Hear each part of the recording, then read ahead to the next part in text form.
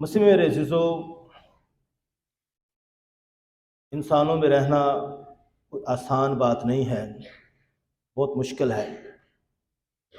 خدا جو امن صلاح سلامتی چاہتا ہے اور وہ قائم بھی رکھتا ہے، لیکن انسان جسے خدا نے اشرف المخلوقات بنایا ہے، آزاد مرضی بخشی ہے، اور بہت دفعہ انسان اپنی آزاد مرضی کا ناجائز فائدہ اٹھاتے ہوئے خدا کی مرضی کو رد کرتا رہتا ہے، اور اپنی مرضی کی وجہ سے، اپنی من مانی کی وجہ سے، خود غرضی کی وجہ سے، انا پرستی کی وجہ سے انسانیت کو دکھ دیتا رہتا ہے۔ لیکن خدا پھر بھی انسانیت پر رحم کرتا ہے، ترس کھاتا ہے، وہ کسی کی ہلاکت نہیں چاہتا ہے، وہ چاہتا ہے کہ توبہ تک نوبت پہنچے، اور خدا ہمیشہ معاف کرنے کے لیے تیار رہتا ہے۔ لیکن انسان ایسے اصول اور قوانین بناتا رہتا ہے جو انسانیت پر ظلم ڈھاتے ہیں، جبکہ خدا اس قوانین بناتا ہے فطرت پر مبنی ہوتے ہیں، سچائی پر مبنی ہوتے ہیں، انصاف پر مبنی ہوتے ہیں، اور رحم اور نیکی پر مبنی ہوتے ہیں۔ ان کا مقصد جو ہوتا ہے انسانیت کو بچانا، انسانیت کی فلاح و بہبود کرنا۔ تو بائبل مقدس میں بھی یہ جو مذاہب پائے جاتے ہیں، یہودی مذہب اور مسیحی مذہب، اور ہم کچھ کہہ سکتے ہیں کہ اسلامی مذہب کی بھی شاخیں ہمیں نظر آتی ہیں اور جھلک نظر آتی ہے، تو یہاں جو ہے ہمیں معافی کا درس بھی دیا جاتا ہے۔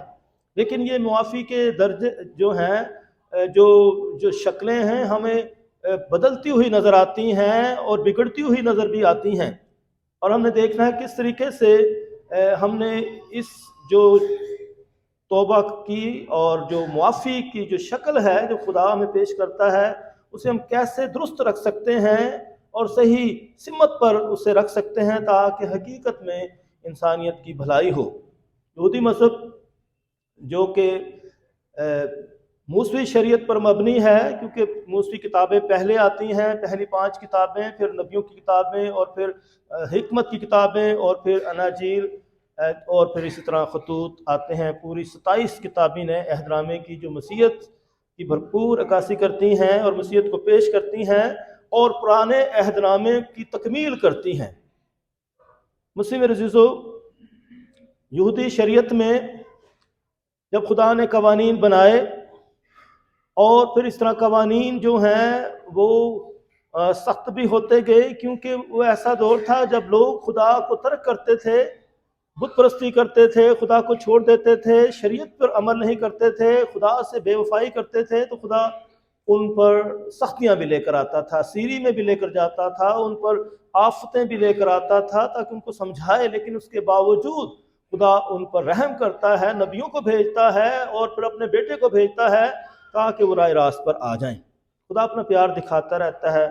خدا جو ہے انسان پر مہربان ہے۔ خدا نے دنیا سے ایسا پیار کیا کہ اس نے اپنا اکلوتا بیٹا بخش دیا تاکہ جو کوئی اس پر ایمان لائے ہلاک نہ ہو بلکہ ہمیشہ کی زندگی پائیں۔ تو موسوی شریعت میں جب اصول بنایا گیا تھا خون کے بدلے خون، تو اس کا مطلب یہ تھا کہ انسان خون نہ کرے۔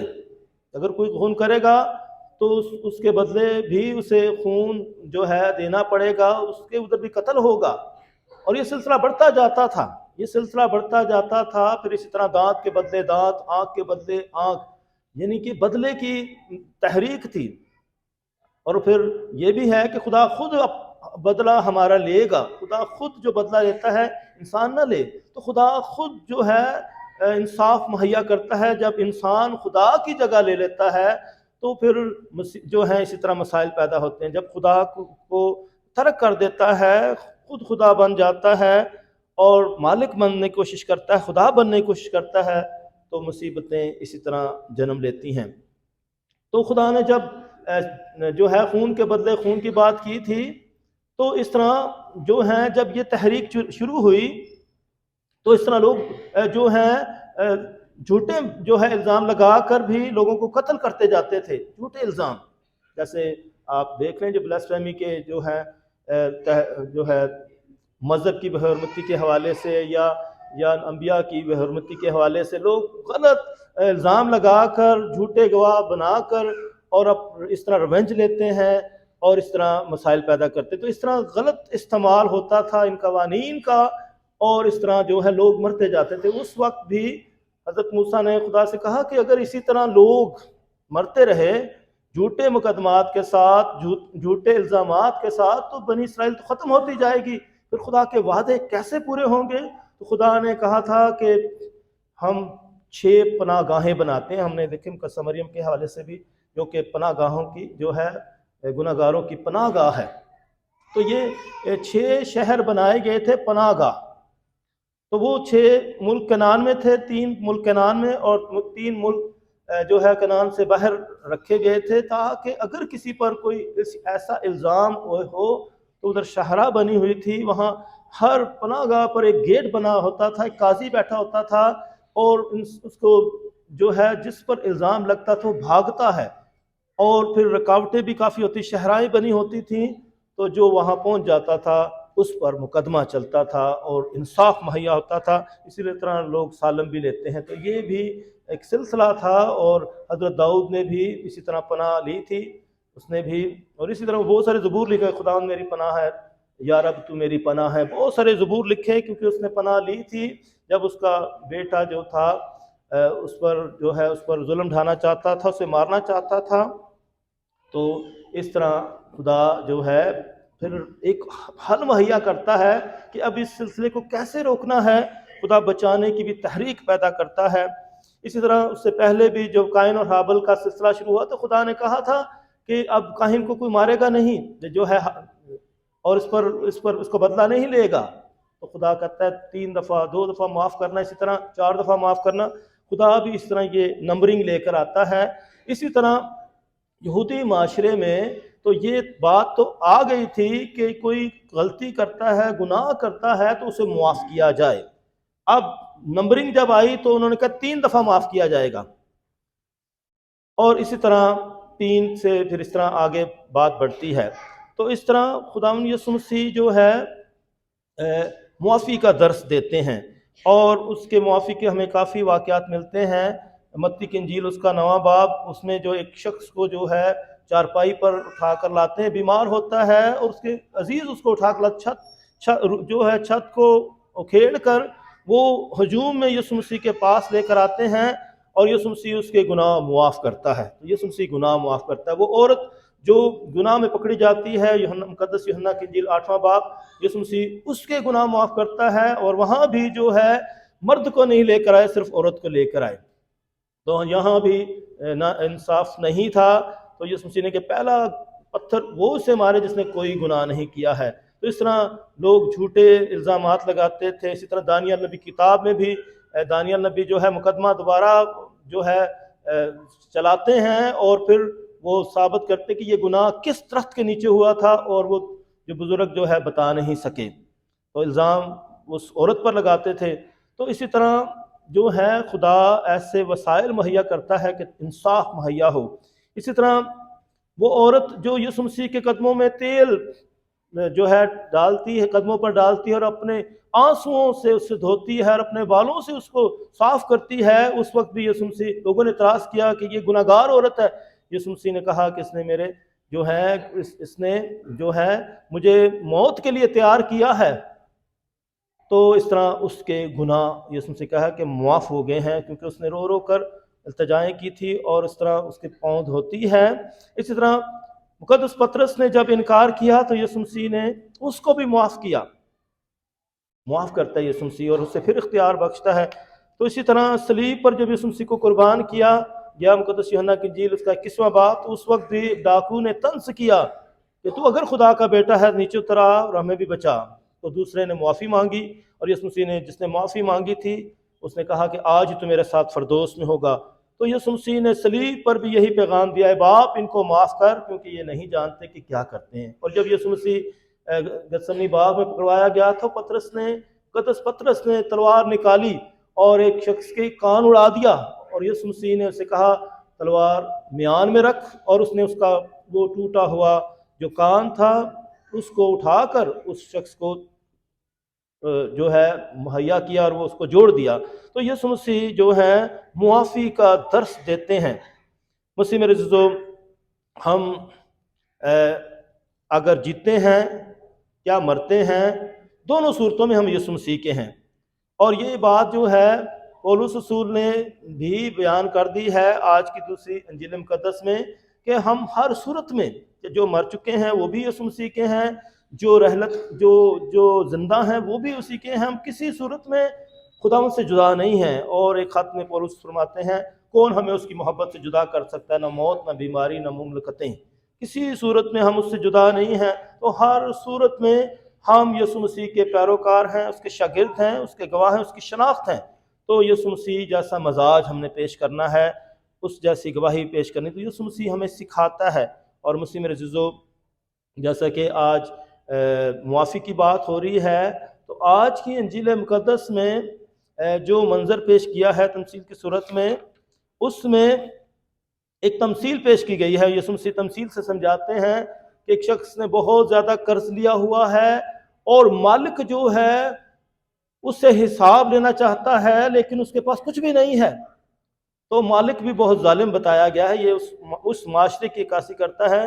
اور یہ معاشرہ آپ کو اپنے جو ہے ماحول میں بھی نظر آئے گا کہ اس طرح کا معاشرہ جو ہے ہمارے ممالک میں پایا جاتا ہے، ہماری دنیا میں پایا جاتا ہے، معاشرے میں بھی اس طرح کے لوگ پائے جاتے ہیں جو اتنے ظالم ہیں۔ اور یہ شخص جو ہے، جب اس سے پتہ چلتا ہے کہ اس کے پاس تو کچھ بھی نہیں ہے، وہ کچھ دینے کے لیے تیار نہیں ہے، اس کے پاس ہے ہی نہیں ہے، تو کہتا ہے کہ اس کو اور اس کی بیوی کو اور اس کے بچوں کو، بال بچوں کو، اور اس کے سارے سامان کو بیچ کر جو ہے قرض ادا کیا جائے۔ لیکن وہ جو ہے معافی مانگتا ہے، میرے پاس کچھ نہیں ہے۔ وہ مالک جو ہے ترس کھاتا ہے اور پھر جو ہے اسے بخش بھی دیتا ہے۔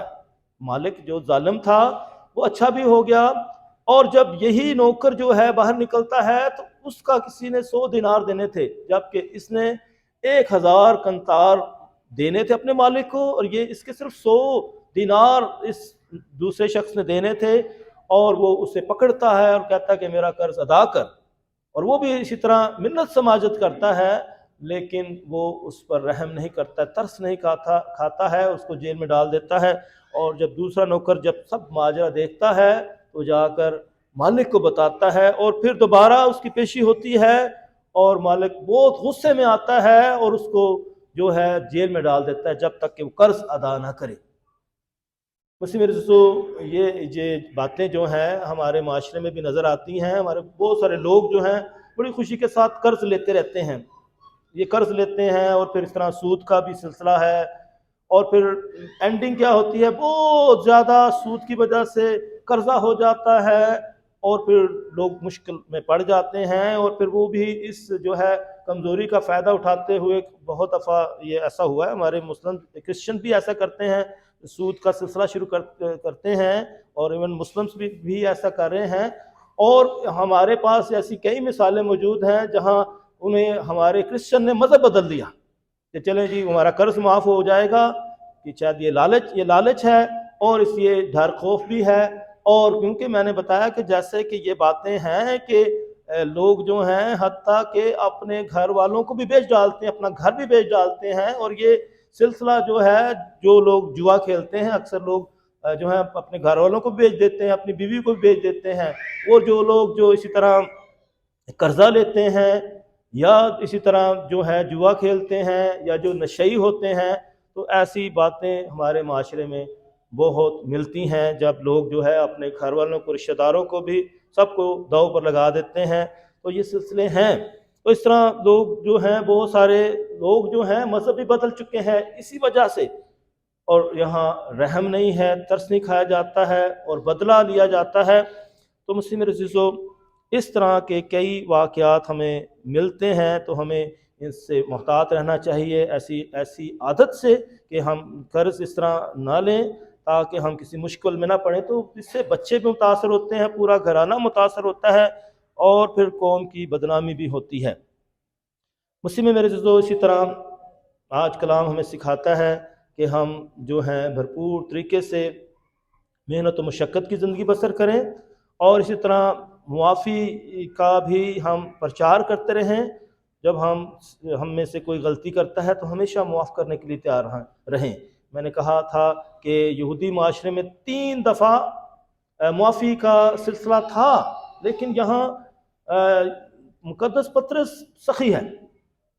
यहाँ तो यहूदी माशरे में 3 दफ़ा माफ़ कर दिया जाता था, लेकिन वो कहता है, यीशु मसीह कहते हैं कि 7 दफ़ा, वो 3 से अब 7 पर आ गया है कि क्या 7 दफ़ा माफ़ किया जाए। तो यीशु मसीह उससे भी आगे निकल जाते हैं, नहीं 7 दफ़ा से 7 के 70 जो है 70 बार तक, 7 दफ़ा नहीं बल्कि 7 के 70 बार तक। तो यीशु मसीह जब ये बताते हैं, यानी 7 का मतलब है कभी कभी माफ़ कर देना, चंद या कभी कभार माफ़ कर देना। 7 दफ़ा का मतलब तो ये हुआ। जब 7 के 70 बार का मतलब है कई दफ़ा माफ़ करना, जो है बार बार माफ़ करना, हमेशा माफ़ करते रहना। तो ये एक तहरीक है मुसलसल सखी होने की, मुसलसल अपना आप देने की। और यही आज हमें कलाम समझा रहा है कि हम हर सूरत में खुदावंद के हैं, हर तरह से हम मुकम्मल तौर पर जो है खुदावंद के हो जाएं, खुदावंद के बन जाएं। क्या हम जीते हैं, क्या मरते हैं, हम उसी के हैं।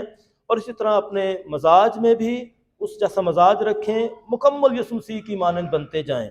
और फिर कलाम में लिखा है, कौन हमें उसकी मोहब्बत से जुदा करेगा, ना मौत, ना बीमारी, ना मुमलकतें। तो किसी तरह से भी हम उससे जुदा ना नजर आएँ, उससे मुख्तलिफ नजर ना आएँ, बल्कि मुकम्मल तौर पर यीशु मसीह की शनाख्त बने, यीशु मसीह के गवाह बने, यीशु मसीह के पैरोकार बने। और ताकि लोग हमें देखें और कहें कि हकीकत में ये यीशु मसीह के पैरोकार हैं, ये ज़िंदा यीशु है, वो जो सच्चा है और जो है जो कामिल है, ये उसके पैरोकार हैं। वो भी कामिल है तो ये भी कामिल है। आए हम खुदा से दुआ करें कि खुदा हमें फजल बख्शे, ताकि हम भरपूर तरीके से इस मादा परस्ती के दौर में, जहाँ बहुत सारी मुश्किलात हैं, हम हमेशा यीशु मसीह के गवाह ठहरें और यीशु मसीह की शनाख्त बने। मसीह मरता यीशु मसीह के वसीला से आमीन।